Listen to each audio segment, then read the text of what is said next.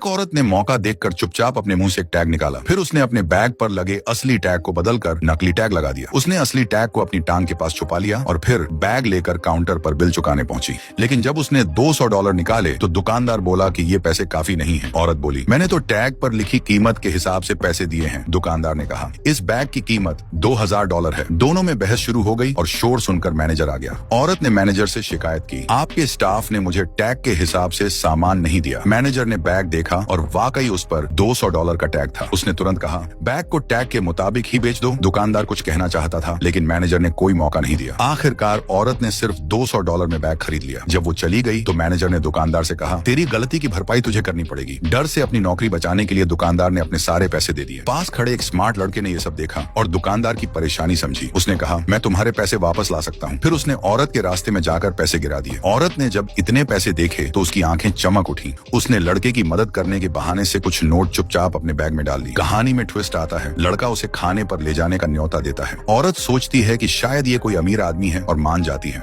रास्ते में एक बीमार भिखारी दिखता है। लड़का दिखाता है कि उसके पास पैसे नहीं है क्योंकि बैग में कंपनी के पैसे हैं। इंप्रेशन जमाने के लिए औरत खुद $100 भिखारी को दे देती है। लड़का कहता है, इतना कम, हम तो महंगे रेस्टोरेंट जा रहे हैं। ये सुनकर औरत सोचती है कि ये पक्का करोड़पति है और अपना सारा पैसा भिखारी को दे देती है। फिर लड़का औरत से कहता है, तुम बैग पकड़ो, मैं भिखारी को दवा दिलवाता हूँ। जैसे ही लड़का जाता है, औरत बैग से पैसे निकालने लगती है। तभी देखती है कि पैसों पर लिखा है नकली नोट। वो समझ जाती है कि उसे बेवकूफ बनाया गया है। भिखारी दरअसल वही दुकानदार था। आखिरकार दुकानदार को उसका पैसा वापस मिल गया।